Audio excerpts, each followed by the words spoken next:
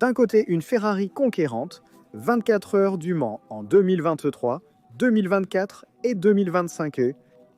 De l'autre côté, une Ferrari en fun s'est retrouvée quatrième force au Canada, derrière le groupe. Et comment se fait-il qu'il y ait cette nette différence entre ces deux Ferrari qui sont deux faces d'une même médaille? Dans cette vidéo, nous examinerons la situation actuelle chez Ferrari et les changements potentiels à venir.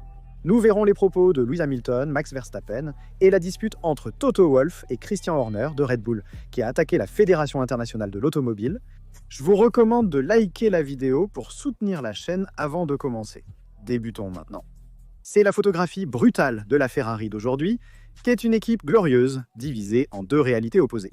D'un côté, l'Hypercar 499P, victorieuse et solide, développée par Antonello Coletta et son équipe en World Endurance Championship. De l'autre, la monoplace de Formule 1.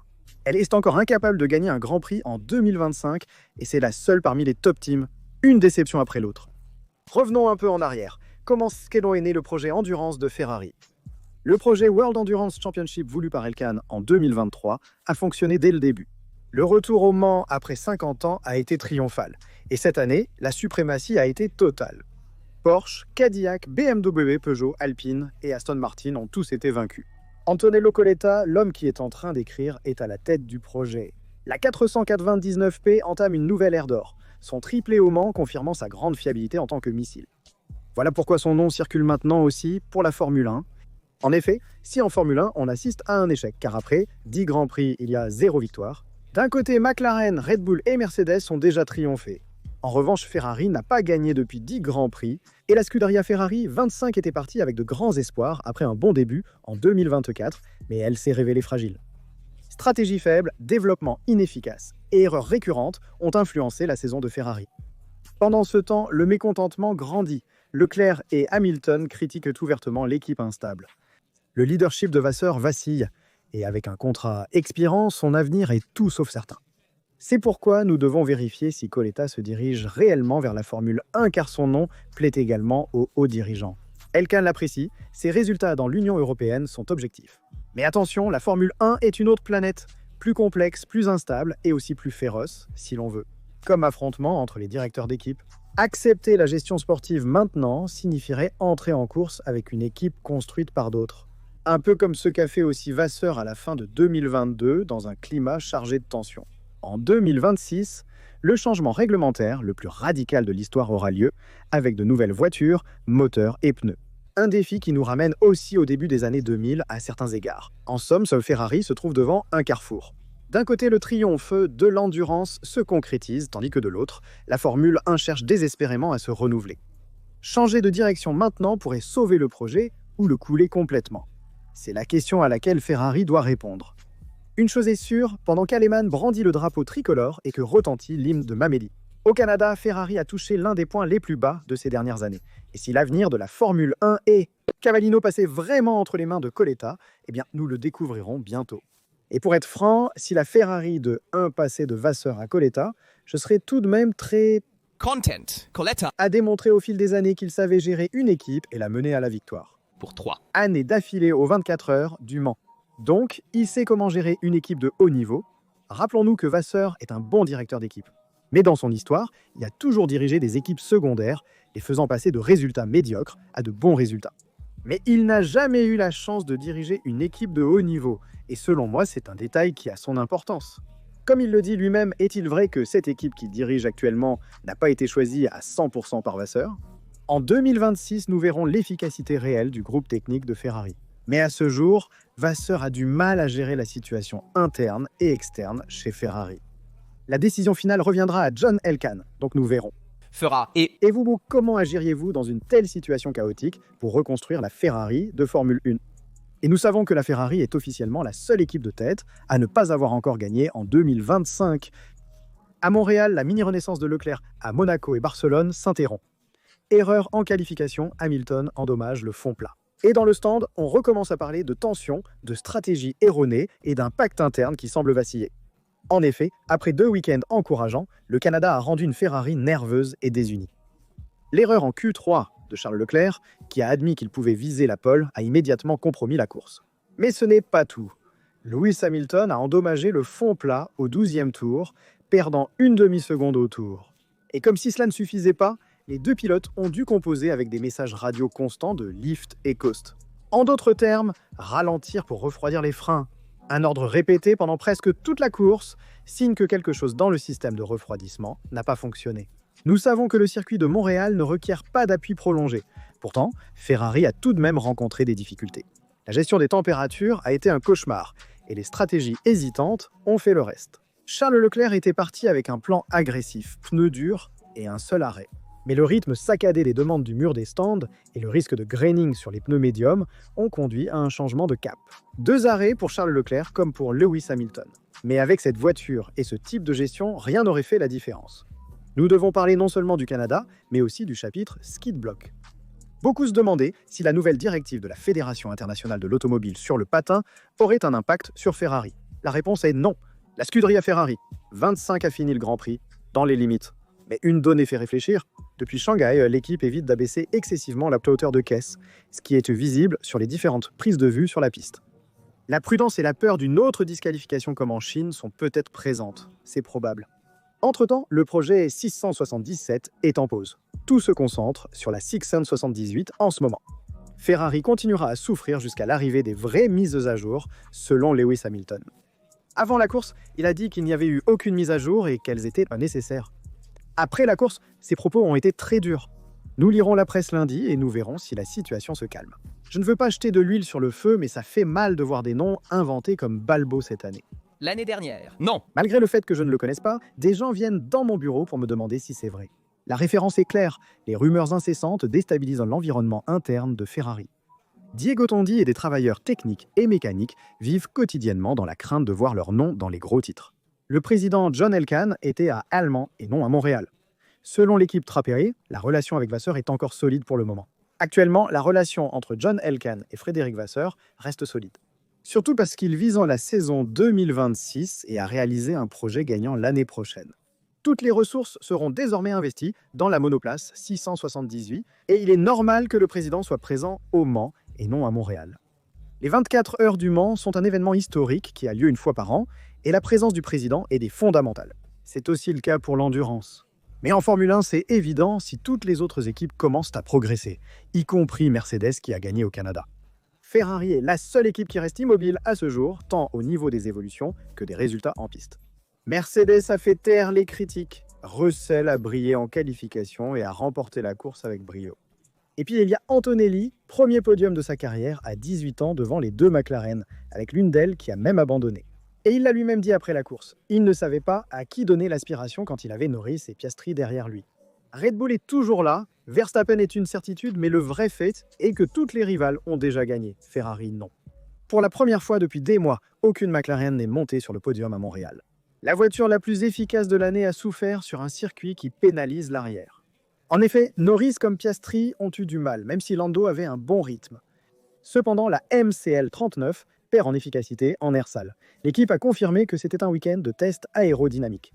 L'aileron arrière en forme de V, appelé ainsi pour sa faible charge, a été confirmé. C'est le signe que la directive technique TD 018, qui oblige à rigidifier les ailes, pourrait avoir modifié les équilibres du réglage. Mais nous devons aussi parler de la situation de Lewis Hamilton, qui est intervenu après la course et s'est beaucoup exprimé sur sa situation. Après le premier arrêt au stand, quelque chose s'est cassé, littéralement une marmotte. Elle a traversé la piste avant le virage, endommageant le fond de la voiture de Lewis Hamilton, lui faisant perdre pas moins de 20 points d'appui aérodynamique. Un épisode absurde qui a compromis toute possibilité de remonter. Mais le vrai problème est survenu après. Lors des interviews d'après-course, Lewis Hamilton s'est exprimé sans détour. Je ne comprends pas pourquoi nous n'avons pas encore apporté de mise à jour substantielle. Des changements structurels sont nécessaires.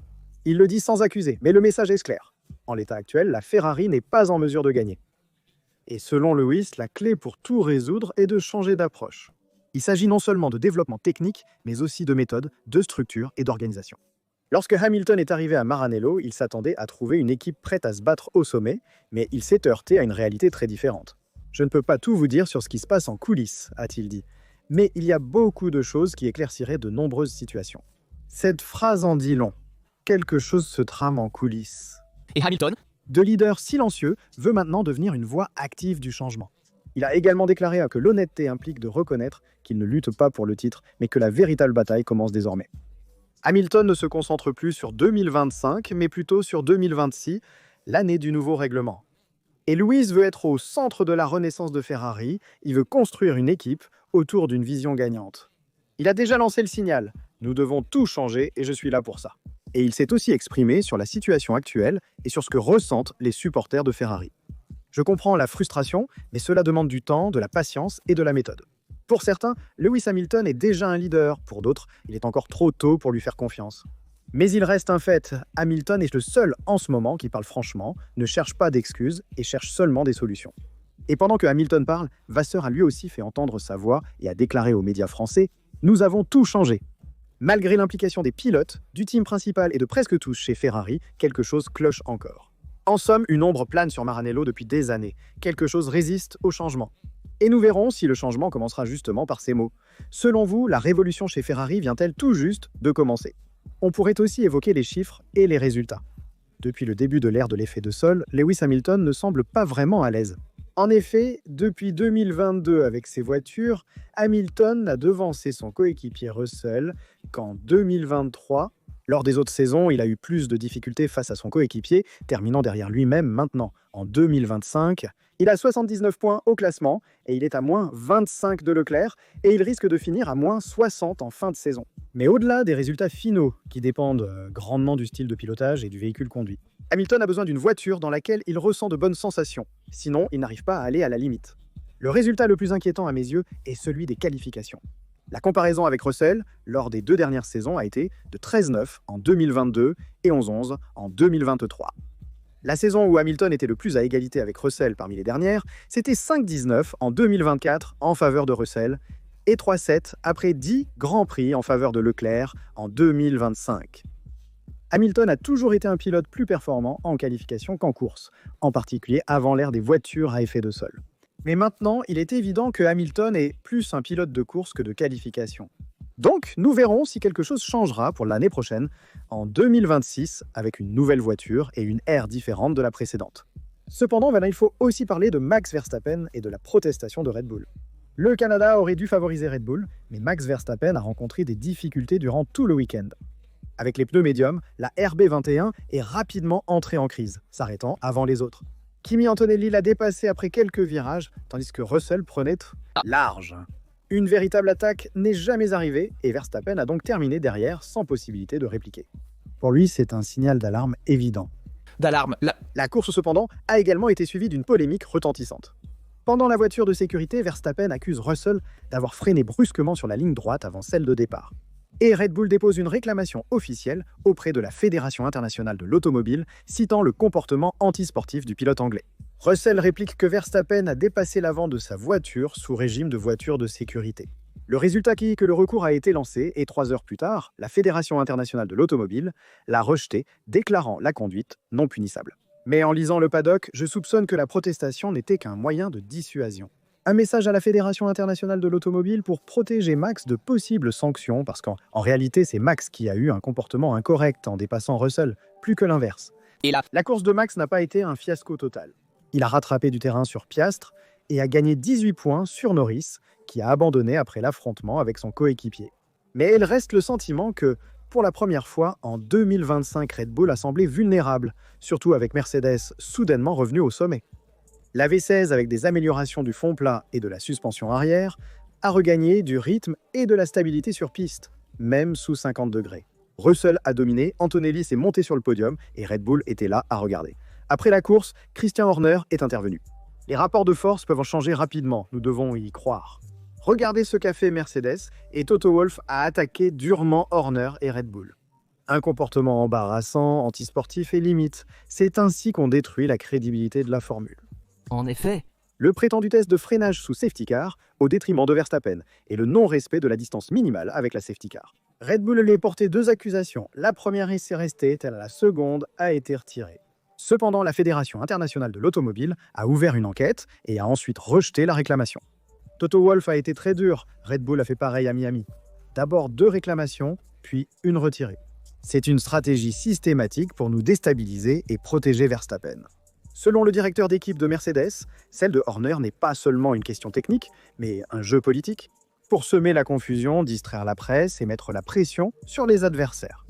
Utiliser des subtilités légales, forcer les interprétations et poursuivre les équipes en justice. Selon Toto Wolff, ce n'est pas la Formule 1 que les gens veulent. Il affirme que Red Bull a longtemps gagné grâce à la piste, mais maintenant attaque le fair play quand Ils perdent. Horner. a réaffirmé. Chaque équipe a le droit de signaler des anomalies. La nôtre a été une initiative légitime, nécessaire et fondée. Si la Fédération internationale de l'automobile a rejeté la réclamation, tant mieux, aucun remords. Et Horner a réaffirmé qu'il y a des règles à respecter, même sous safety car. En somme, le climat est tendu non seulement entre Verstappen et Russell, mais j'oserais dire surtout entre Horner et Toto. Wolf, il... Selon moi, le vrai danger et la crédibilité de la F1 Montréal a mis en lumière le paradoxe de la F1 moderne. Qu'il y a des règlements de plus en plus complexes, des stratégies hors piste plus influentes, des dépassements et des directives techniques très compliquées à comprendre. Alors, où finit la tactique et où commence le jeu déloyal?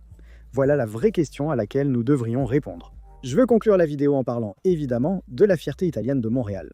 C'est-à-dire Kimi Antonelli qui a terminé sur le podium, à 18 ans son premier podium en Formule 1 et a réalisé une course magistrale. Mais maintenant, voyons cela ensemble. En fait, la 3e place d'Antonelli est bien plus qu'une bonne nouvelle, c'est un signal. Le Bolognais, né en 2006, a géré la pression de Verstappen et a résisté au retour des McLaren. Il a suivi le rythme de Max pendant la majeure partie de la course et s'est bien défendu dans le final. On peut dire... Une gestion de vétéran. Et tout cela après quelques courses en demi-teinte qui avaient fait parler. Antonelli a parfaitement géré le premier relais, creusant l'écart puis revenant sur le groupe. La Tête avec de la gomme. difficile. Il n'a pas réussi à suivre le rythme de Russell et Max a adopté une approche conservatrice, accusant un retard de 6 secondes, mais on peut dire que Mercedes a un vrai talent entre les mains. Et ce Grand Prix du Canada a montré qu'entre les erreurs, dans la confusion, ceux qui travaillent bien en silence peuvent faire la différence. Et selon vous, Kimi Antonelli est-il déjà prêt à gagner en Formule 1? Que pensez-vous de l'avenir de sa saison et de celui de Mercedes suite à cette victoire au Canada? Donnez-moi votre avis sur tous les sujets que nous avons abordés dans la vidéo.